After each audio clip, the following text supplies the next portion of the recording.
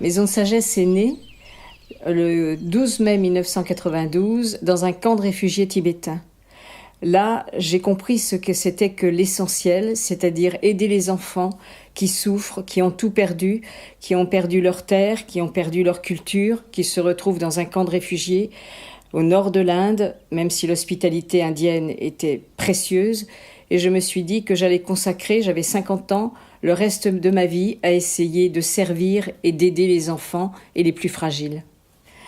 Maison de Sagesse va bientôt fêter son quart de siècle, ses 25 ans. Ça a été une bagarre incessante, à cause du nom, qui pourtant est un très très vieux nom et qui signifie étymologiquement le bon sens et construire une maison. Ensuite, je crois qu'on peut résumer notre action dans la phrase de Federico Mayor, qui était le directeur général de l'UNESCO, qui nous a accrédités en 1998. Qu'est-ce que c'est que cette association si fragile ? Eh bien, c'est une petite molécule qui, si fragile soit-elle, va changer le cours des choses.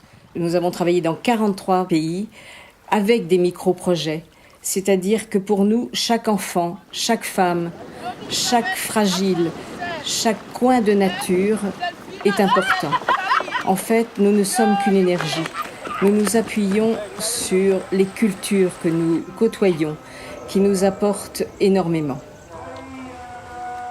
Nous avons construit des écoles, nous avons créé des jardins, nous travaillons sur les enfants handicapés. Et pourquoi Falia ? Parce que nous avons une vieille histoire avec le Sénégal, avec la francophonie, et que dans ce bout du monde qui ne vivait que de coquillages, il y a une douleur, il y a une souffrance. Que va devenir l'avenir, étant donné que les coquillages, les poissons se raréfient et que bientôt, il n'y aura plus d'espoir pour les enfants, sinon l'éducation, la culture et aller vers des horizons meilleurs et plus élargis.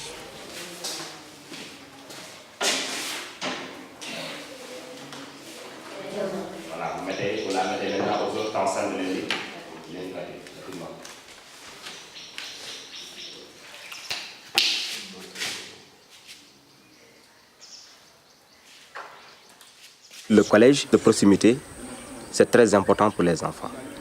Si les élèves qu'on avait ici, qui sont de très bons élèves des fois, oui, qui excellent très bien dans toutes les matières, ils partent dans une autre localité parce qu'ils ont réussi leur entrée en 6e, ils vont au collège. Là, d'habitude, ils commencent à chuter. Un élève qui se réveille à 5h du matin ou bien 6h, on lui demande de faire tous les travaux domestiques, de faire la vaisselle, d'aller au puits, alors que les puits sont trop loin, n'est-ce pas, de puiser beaucoup de bidons. Là, ils n'ont pas assez de temps. Des fois, ils finissent le travail juste à 8h, l'heure où ils démarrent les cours.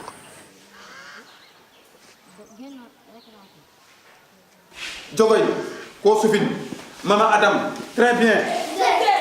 Très bien. Adam, est-ce que vous voyez ? Non ? Qui a fait ça ? J'ai quitté Falia pour aller à Dionewar, pour continuer mes études.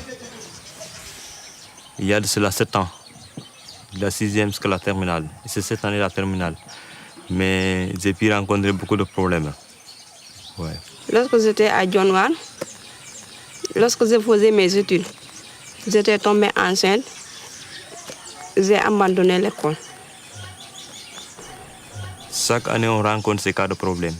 Des jeunes filles qui abandonnent l'école avec des grossesses comme ça. Lorsqu'on faisait la 6e, dans notre groupe, c'est bien qu'on était 27. 27, il en reste 5.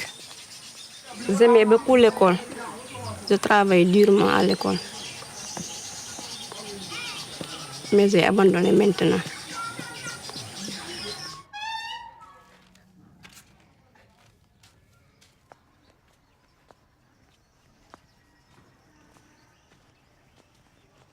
C'est ma maman qui m'a amenée ici pour faire des études.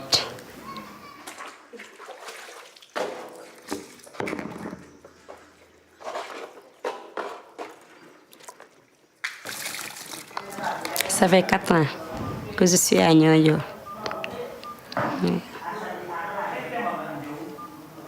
Ça peut être dur, mais ça va un peu, ou bien ça n'aille pas. Parfois, on a des problèmes avec les tuteurs. Mais parfois, on n'a pas. C'est pas à chaque fois. Mais tu te lèves à 6 heures du matin pour aller au puits, pour chercher de l'eau potable. Parce que ce puits-là, ce n'est pas de l'eau potable. À côté de l'hôpital, on va là-bas avec une machine pour puiser de l'eau.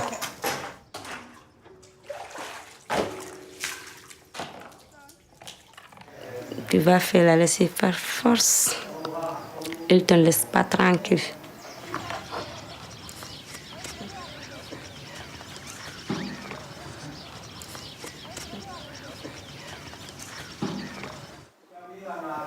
Parce que l'homme qui où je suis est un peu,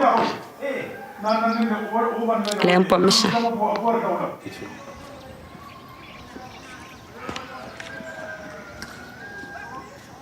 Il y en a beaucoup ici à Niodior qui font de profiter des enfants. Mais ici, moi, vous n'avez pas de problème pour cela.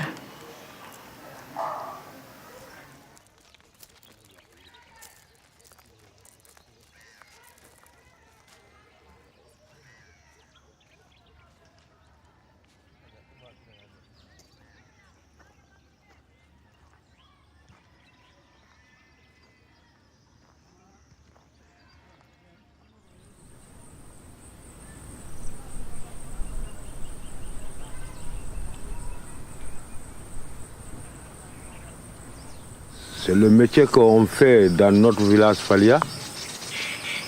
C'est les hommes qui font la pêche, les femmes cherchent des coques à marée basse sur les bancs de sable.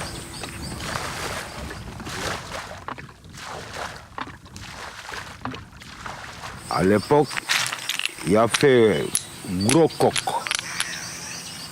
gros coques. Mais actuellement, on trouve que les petits comme ça.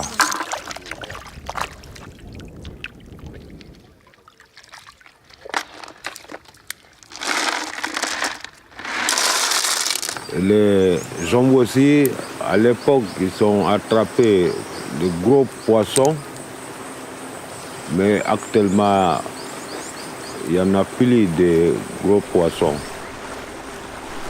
Ils ne trouvaient rien ici. Ils ne trouvera rien. Donc, s'ils ne gagnent rien, ils ne vivent pas. Oui. C'est pour cela qu'on fait tout pour faire une école pour changer notre vie. Parce qu'on sait bien que si tu n'es pas étudié, tu n'es pas dans le monde. Tu ne sais rien. C'est nous, le comité de villageois, c'est nous qui décidons pour faire une école pour nos enfants. Oui, chaque famille, on demande chacun 5 000 francs pour le départ. Le petit bébé qui naît aujourd'hui, tu vas cotiser 500 francs. Je suis là en tant qu'administrateur de Maison de Sagesse, qui est une organisation qui a pour vocation en fait, d'accompagner les enfants ou des enfants dans les besoins de base que sont la nourriture, l'éducation, la santé. Voilà. Merci. Bon, ben on va vers le ministère. Ouais. Et pour nous, Association Maison de Sagesse, le fait d'arriver pour appuyer, pour participer à un projet lancé par un village et non pas arrivant ex nihilo de notre part, est vraiment quelque chose qui est ce que l'on recherche et qu'on aime faire. Donc voilà pourquoi on est là. On les a accompagnés, ils nous ont expliqué. On est allé jusqu'à Foundiougne, qui est le conseil, le bureau départemental de l'éducation nationale. Nous avons rencontré le directeur avec eux. Directeur qui ne nous a pas laissé beaucoup de chance. Il nous a dit, vous savez, nous on veut bien, on aimerait bien, tous les villages voudraient avoir leur école. Mais une école, c'est quoi? Un collège, c'est un principal, c'est 4, 5, 6 professeurs, parce qu'il y a de nombreuses matières. Et là, on va démarrer avec quoi? Une classe, 2 classes. Vous vous rendez compte l'investissement, alors que le Sénégal a déjà du mal à payer ses profs partout. Donc on l'a rencontré, on a appuyé. Je suis parti à Dakar voir également un autre responsable qui aurait pu appuyer la décision favorablement à Falia. Mais je dois avouer que là, on est perplexe. Et donc, ce qu'on leur a dit, c'est, voilà, on a fait le maximum, on a été les voir, vous avez fait aussi beaucoup, continuez à appuyer ça, Et puis, si vous arrivez à obtenir une décision positive, nous viendrons vous accompagner. 1, 2 et 3. Allez fort.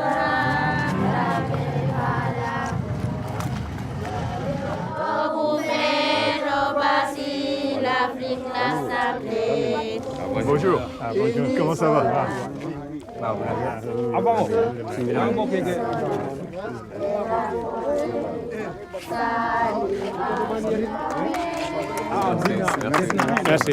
Merci.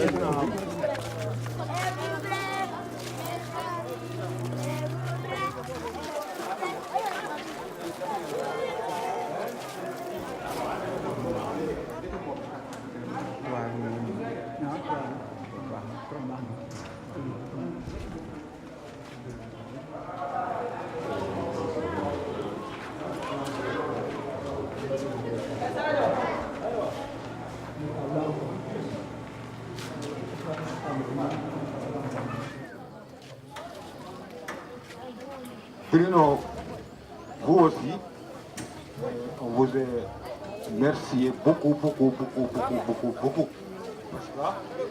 On était tombé, vous nous trouvez en terre, vous nous soulevez en haut. Donc, on vous remercie jusqu'à la fin.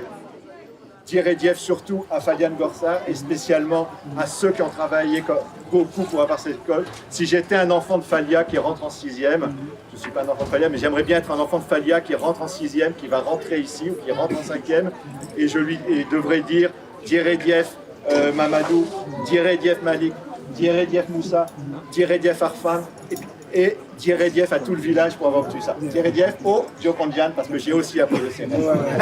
Merci à tous. Et puis, ce que j'espère maintenant, juste pour terminer, c'est que le prochain président de la République, dans 20 ans, ça sera un élève de 6e de lycée de Falia.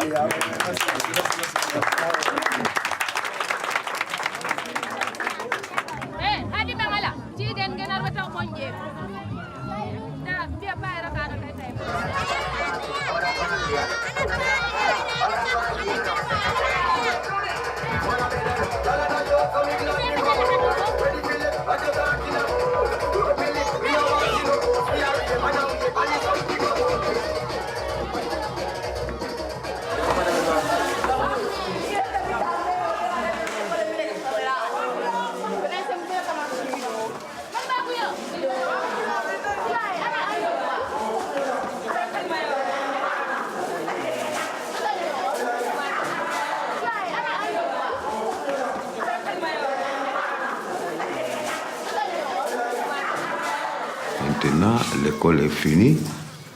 Tout le monde a vu l'école. Tout le monde est content.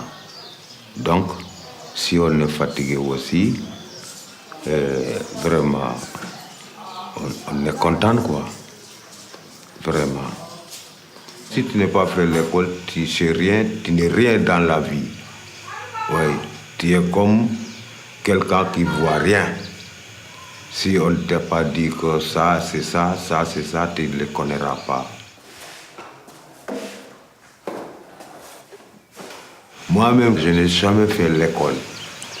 Mais à cause des débrouillages, de parler français comme ça, je veux parler, mais je ne peux pas parler. Oui, à cause de ça, j'ai encouragé les gosses. Moi-même aussi, j'ai encouragé les villageois. Comme on fait tout pour faire une école pour nos enfants, ils doivent continuer à faire leurs études pour parler, pour lire, pour écrire. Demain, vous ne perdrez pas votre vie.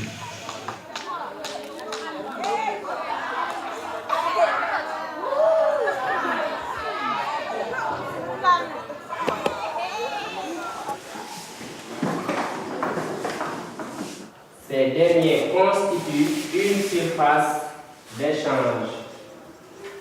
Point. L'ensemble de ces mouvements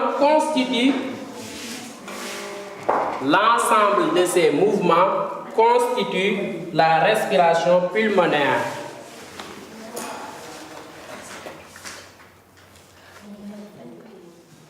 j'aime étudier ici, dans mon village. Je suis revenu ici. C'est ma mère, à côté d'elle, et mes frères, mes soeurs aussi. Et ça, c'est mieux pour moi. Et je suis content de ça. Parce que à chaque fois que tu te lèves et tu vois tes parents, ça, c'est bon.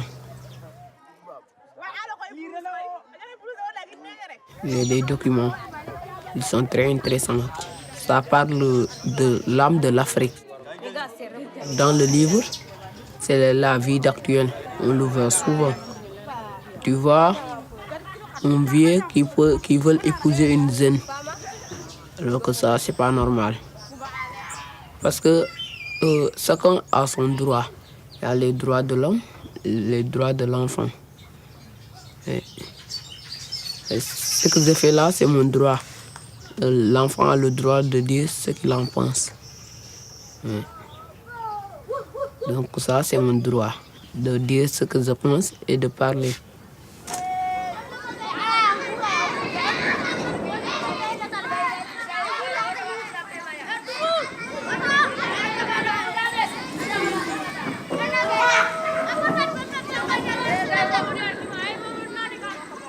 CM2, le 6e, le 5e et le 4e. Et le 3e et seconde terminale.